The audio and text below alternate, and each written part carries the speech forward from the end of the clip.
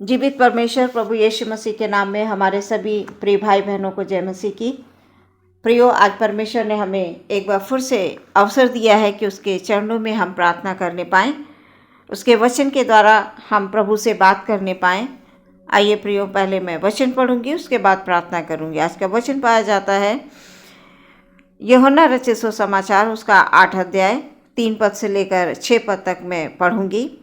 तब शास्त्री और फरीसी एक स्त्री को लाए जो व्यभिचार में पकड़ी गई थी, और उसको बीच में खड़ा करके यीशु से कहा, हे गुरु, यह स्त्री व्यभिचार करते पकड़ी गई है। व्यवस्था में मूसा ने हमें आज्ञा दी है कि ऐसी स्त्रियों पर पथराव करें। अतः तू इस स्त्री के विषय में क्या कहता है? उन्होंने उसको परखने के लिए ये बात कही ताकि उस पर दोष लगाने के लिए कोई बात पाए। परंतु यीशु झुककर उंगली से भूमि पर लिखने लगा। ये प्रभु परमेश्वर का वचन है। इसके पढ़े और सुने जाने पर आशीष हो। आमीन।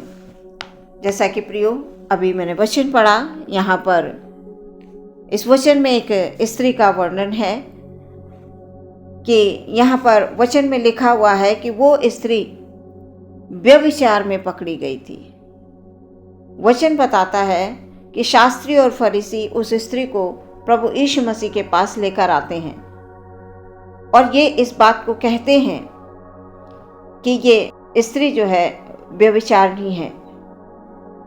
यहाँ पर शास्त्री और फरीसी उस मूसा की व्यवस्था को बताते हैं यहाँ पर कि मूसा की व्यवस्था के अनुसार इस स्त्री पर पथराव करना चाहिए। वचन ये इस बात को दर्शाता है, बताता है कि ये बात यीशु मसीह को उन शास्त्रियों और फरीसियों ने प्रभु यीशु मसीह को परखने के लिए बात कही। तब यीशु मसीह ने उन लोगों को जो उसे पकड़ कर लाए थे, उनसे इस बात को प्रभु यीशु मसीह कहते हैं कि तुम में से जिसने पाप नहीं किया है, सबसे पहले वो उस स्त्री को पत्थर मारे। यहाँ पर प्रियो, हमें ये समझने की बात है कि प्रभु यीशु मसीह ने ऐसी बात कही जो उन लोगों ने, क्योंकि वो दोष प्रभु में ढूंढना चाह रहे थे, और प्रभु ने ऐसी बात को रखा कि उनके सामने कुछ सोचने और समझने के लिए बचा ही नहीं।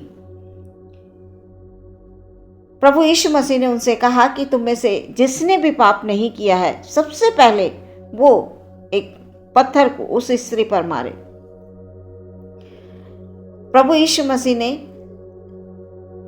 उन लोगों के सोचने समझने, इस शब्द को सुनकर उनकी जो है सोचने और समझने की क्षमता ही खत्म हो गई होगी प्रियो, क्योंकि वो जिस प्रभु यीशु जो संसार का पूरे कायनात का बनाने वाला परमेश्वर है, उसको परखने के लिए वो उस स्त्री को पकड़ कर लाते हैं ताकि प्रभु यीशु मसीह अपने मुंह से कुछ ऐसा बोलें और हम उन पर दोष लगा दें। तो इस बात को हमें समझना है कि प्रभु यीशु मसीह ने जब उससे कहा कि तुम में से जिसने भी नहीं पाप किया है वो इसको पहले पत्थर मारे, हम आखिर यहाँ पर प्रभु यीशु मसीह ने इस बात को क्यों कहा? क्योंकि वचन ये बताता है कि हम लोग जो हैं, कोई भी मनुष्य ऐसा नहीं है कि जिसने पाप नहीं किया है। हम सब ने पाप किया है प्रियो, हम सब ने पाप किया है और परमेश्वर की महिमा से जो है रहित है। छोटे से बड़े तक सभी लोग वहाँ से, जितने भी लोग उस जगह पर आए थे, सभी लोग वहाँ से चले गए। वचन बताता है प्रियो कि प्रभु यीशु मसीह ने उस स्त्री से पूछा, जब वो चले गए, क्योंकि प्रभु यीशु मसीह तो उंगली से नीचे जमीन पर लिखने लगे थे, वचन ऐसा बताता है। तो प्रभु यीशु मसीह ने उन स्त्री से पूछा कि अभी जो तुम पर दोष लगा रहे थे, जो तुम्हें बोल रहे थे, वो सब कहाँ चले गए? जो पत्थर मारने की बात कर रहे थे, इस बात को प्रभु यीशु मसीह ने स्त्री के सामने रखा। तब प्रिय स्त्री ने कहा, वो सब लोग चले गए, वो सब लोग चले गए। यहाँ पर हम देखते हैं कि जब प्रभु ने इस बात को रखा तो वो सब चले गए, क्योंकि वचन के अनुसार हम सब ने पाप किया है। उस समय पर वहां पर ऐसा कोई भी व्यक्ति नहीं था कि जिसने प्रिय पाप ना किया हो। तो हम ये जो हमारे पाप की बात जहाँ पर आती है प्रियो, ये बड़ी सोचने वाली बात है। इसे बड़ी सीरियस तरह से हमें सोचना है, समझना है। ये एक बहुत ही, जिसको कहते हैं, हमारे लिए हम समझ नहीं पाते हैं। पाप कोई भी व्यक्ति करना नहीं चाहता, कोई नहीं चाहता है कि हम पाप में गिरें या पाप की अवस्था में मृत्यु को प्राप्त करें प्रियो, कोई नहीं चाहता है।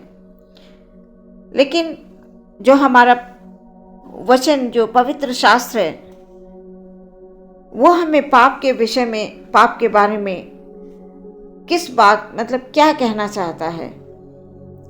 परमेश्वर प्रियो हमसे प्रेम करते हैं। प्रभु यीशु मसीह ने हमसे प्रेम किया, इसीलिए अपने प्राणों की बलि देने के लिए वो एक योजना के तहत इस संसार में आए, मानव रूप लेकर। हम सब लोग जानते हैं प्रियो, बहुत बार सुना है और हम जानते हैं, प्रार्थनाओं में भी इस बात को हम बोलते हैं कि प्रभु आपने हमारे लिए अपने आप को क्रूस पे बलिदान किया। लेकिन यहाँ पर जो है पाप के बारे में लिखा हुआ है वचन में कि पाप की मजदूरी मृत्यु है। पाप जो है प्रियो हम लोगों को परमेश्वर के प्रेम से अलग कर देता है। हम समझ नहीं पाते हैं और धीरे धीरे पाप हमारे अंदर जो है वो घर बनाने लगता है। तो जब स्त्री ने इस बात को कहा कि वो सब चले गए, सब जितने भी जो दोष लगा रहे थे, कर रहे थे, वो सब वहाँ से चले गए, क्योंकि वो सब जो है उसमें से एक भी व्यक्ति ऐसा नहीं था प्रियो जिसने पाप ना किया हो। लेकिन यीशु ने जो है उस स्त्री से कहा कि हे नारी, वे कहाँ चले गए? तब उसने जो है इस बात को कहा कि वो सब चले गए। तो प्रभु यीशु मसीह ने उसे इस बात को बताया कि तुझ पर दंड की आज्ञा नहीं दी। उसे पूछा कि तुझ पर दंड की आज्ञा नहीं दी। स्त्री ने जवाब दिया, हे प्रभु, किसी ने नहीं। जब प्रभु यीशु मसीह को उस स्त्री ने इस बात का जवाब दिया तो प्रभु ने क्या कहा? प्रभु ने यही कहा कि मैं भी तुझ पर दंड की आज्ञा नहीं देता, जा फिर पाप ना करना। प्रियो, बड़ी अच्छी बात प्रभु यीशु मसीह ने इस बात को कहा कि जा, मैं भी तुझ पर दंड की आज्ञा नहीं दूंगा। प्रियो, आज प्रभु भी हमें दंड नहीं देना चाहते हैं, क्योंकि हमारे प्रभु कैसे हैं? दयालु हैं प्रियो, अनुग्रहकारी प्रभु हैं। वो दंड देकर पछताने वाले प्रभु हैं। हमें इस बात को सोचना है प्रियो कि हमारे अंदर यदि हम गलती करते हैं, किसी भी प्रकार की हो जाती हैं गलतियां, तो बार बार उन गलतियों को हम दोहराते ना रहें प्रियो। क्योंकि वचन को जब हम ध्यान से सुनेंगे तो प्रभु ने इस स्त्री को ये कहा कि जा फिर पाप मत करना। प्रभु ने सीधे यही कहा कि मैं भी तुझे दंड की आज्ञा नहीं देता, लेकिन तू जाकर फिर से पाप मत करना। प्रभु यीशु मसीह प्रियो, हमारे पापों को भी उन्होंने क्षमा किया है। हम कभी कभी क्या होता है कि अपने मन में कुछ विचार हमने किसी के प्रति गलत कर लिए तो प्रियो हम पाप कर बैठते हैं। किसी के लिए हमने मुंह से गलत शब्दों का प्रयोग कर लिया, वो हम पाप कर बैठते हैं। तो प्रियो, हमें दिन भर में हम कहीं ना कहीं प्रियो हमसे पाप हो जाते हैं। हम ऐसे कैसे कह सकते हैं कि नहीं, हम पापी नहीं हैं? हम बहुत प्रार्थना करते हैं, इसलिए हम पापी कैसे हो सकते हैं? हम बहुत दान देते हैं, हम बहुत अनेक काम करते हैं, बहुत भले भले काम करते हैं, हम कैसे? यहाँ पर शास्त्री फरीसी वो अपने आप को यही समझते थे कि हम जो है प्रभु यीशु मसीह बहुत सारे संसार में रहकर वो अद्भुत काम करते थे, चमत्कार करते थे, इसलिए उनको शास्त्री फरीसियों को ये चीज़ें अच्छी नहीं लगती थी और वो किसी भी प्रकार से प्रभु यीशु मसीह पर दोष लगाना चाहते थे। और वो लाए और फिर पूछा, तो प्रभु यीशु मसीह वो तो संसार के सृष्टिकर्ता हैं, जैसा हम सभी जानते हैं प्रियो। और प्रभु ने इस बात को वहाँ पर कहा और सब चले गए।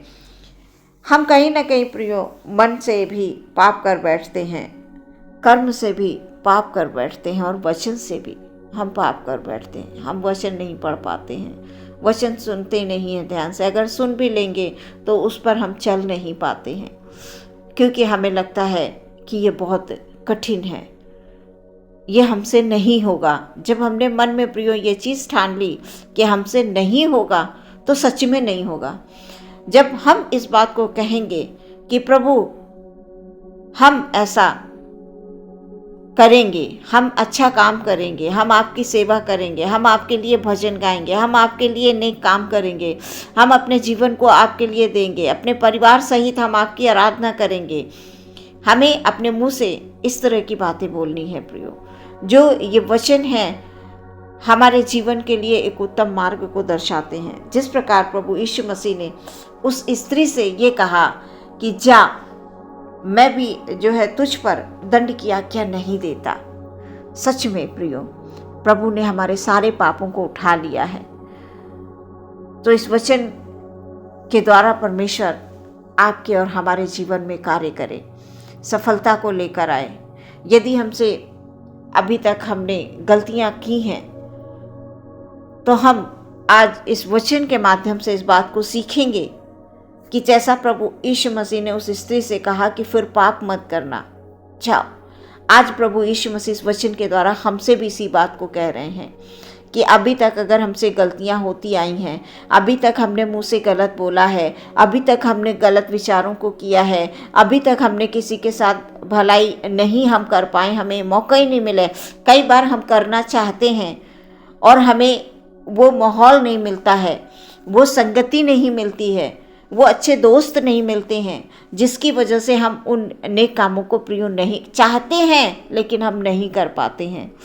सो इस वचन के द्वारा परमेश्वर हमसे यही बात करना चाहते हैं कि हम प्रभु के चरणों में उसकी हम उपासना करें, उसकी आराधना करें और पाप से हम बचे रहें। पाप करने से, जो मन वचन और कर्म से हमसे पाप हो जाते हैं, इन चीज़ों से हम बचे रहें। आज के वचन पर परमेश्वर बहुत सारी आशीष दे और आपके जीवन में परमेश्वर वो तमाम फल लेकर आए जो प्रभु चाहते हैं, क्योंकि प्रभु हमारे और आपके जीवन से प्रियो यही चाहते हैं कि हम फलदायक वृक्ष बने। कौन से वृक्ष? फलदायक वृक्ष बने और हमेशा प्रभु को अपने जीवन में, मैं हर बार अपने वचनों में यही बात बोलती हूँ कि हमें अपने परमेश्वर को प्रथम स्थान देना है प्रियो, और चलते फिरते उठते बैठते हमें परमेश्वर को धन्यवाद देना है, क्योंकि सब कुछ उसी का है। हमें आत्मा से, प्राण से, शरीर से हमारी रक्षा करने वाला वही है प्रियो, हम कुछ नहीं है। तो हम आज से ये निश्चय कर ले प्रियो कि हमसे जो भी बीते समय में अनजाने में गलतियां हुई हैं या जानने में भी जानबूझकर भी हम कई बारी हमसे हो जाती हैं, क्योंकि हम जब वो हमारे सामने कठिन परिस्थितियां होती हैं, हमारे सोचने समझने की क्षमता प्रियो कमज़ोर होने लगती है और उसी घड़ी में शैतान अपना काम जो है तमाम करके चला जाता है और प्रियो हमें पता भी नहीं चलता है। तो आज से हम इस बात को परमेश्वर के आगे प्रॉमिस करें, जैसे प्रभु ने उस स्त्री से कहा, आज प्रभु हमसे भी यही बात कह रहे हैं कि हमें अभी तक जो भी गलतियां हो गई हैं हमें अब नहीं करनी है। अब वचन के माध्यम से हमें इन वचनों को सुनकर आगे बढ़ना है और जीवन में हमें निरंतर प्रभु के डर और भय में रहते हुए प्रार्थना करनी और अपने जीवन को प्रभु के हाथ में दे देना है। ऐसा नहीं है प्रियो कि हम जब प्रभु के हाथ में अपने जीवन को दे देंगे तो हम अपने काम नहीं कर पाएंगे। नहीं प्रियो, परमेश्वर आपके लिए रास्ता खोलेंगे। आपकी इच्छाओं को प्रभु जानते हैं, आपकी इच्छाओं को भी पूरा करेंगे। हर एक वो चीज़ पर में जो आप चाहते हैं प्रभु में रहते हुए आप उन चीज़ों को पाएंगे प्रियो, आशीषें पाएंगे, बरकतें पाएंगे। बस हमें प्रभु की इस बात को याद रखना है कि प्रभु ने उस स्त्री से ये बात कही कि मैं भी दंड की आज्ञा नहीं देता। बड़े ध्यानपूर्वक सुनने वाली बात है ये प्रियो। प्रभु यीशु मसीह ने उस स्त्री से कहा कि जा, मैं भी तुझ पर दंड की आज्ञा नहीं देता, फिर पाप मत करना। जा, फिर पाप मत करना। तो प्रभु हमें भी प्रियो चाहते हैं कि हम भी अपने तमाम नादानियों से, जो हमसे ये नादानियाँ हो जाती हैं, और कभी कभी हम इस बात को सोचते रहते हैं कि हमसे ये गलती हो गई, अब इसका कोई रास्ता नहीं है, अब तो बस कुछ नहीं हो सकता है प्रियो, सब कुछ हो सकता है। बस जैसा प्रभु कहते हैं हमें उन तमाम वचनों को मनन करते हुए जीवन में आगे बढ़ना है। परमेश्वर आपके जीवन में बहुत सारी आशीषों को लेकर आए। आमीन। हम लोग अपनी आंखों को बंद करेंगे प्रियो और प्रार्थना करेंगे। हालेलुया प्रभु परमेश्वर, धन्यवाद यीशु मसीह, हालेलुया, धन्यवाद धन्यवाद धन्यवाद धन्यवाद धन्यवाद धन्यवाद। यीशु मसीह की जय हो, यीशु मसीह की तारीफ हो। हमारा परमेश्वर महान है सच में प्रभु। आज जो वचन अभी दिया गया है खुदावंद, उस वचन के द्वारा प्रभु हमारे भाई बहनों के जीवन में सच में प्रभु जी आप आनंद लेकर आ रहे हैं खुदावंद, आप आनंद लेकर आ रहे हैं प्रभु जी। हम कहीं ना कहीं प्रभु जाने में हम गलतियां कर जाते हैं, लेकिन प्रभु यीशु मसीह आज सच में आप हमारे भाई बहनों को खुदा हालेलुया अपने पंखों की आड़ में छुपा लीजिए। और प्रभु यीशु मसीह हालेलुया किसी भी प्रकार से हमारे भाई बहन दुखी ना हो प्रभु जी, किसी भी प्रकार से प्रभु जी वो सोच विचार में ना पड़ जाएं खुदाबन, वो चिंता में ना पड़ जाएं प्रभु। कई बार हमारे सामने ऐसी स्थितियां होती हैं प्रभु, जाने अनजाने में प्रभु हमसे गलतियां हो जाती हैं। हम आपसे प्रार्थना करते हैं प्रभु कि हम आज से हम अभी इस वचन को सुनकर हम इस बात को प्रॉमिस कर लें प्रभु कि हम पाप नहीं करेंगे, चाहे मन में हो, चाहे वचन में हो, चाहे कर्म में हो। हमें इस बात को ध्यान रखना है प्रियो कि हमें पाप नहीं करना है। अब पाप का जो है शब्द ही प्रियो वचन के अनुसार बहुत ही कठोर जो है सच्चाई है ये प्रियो, बहुत ही कठोर शब्द है कि हम जो है इस बात को हालेलुया हमें समझना है। हालेलुया, धन्यवाद मेरे परमेश्वर।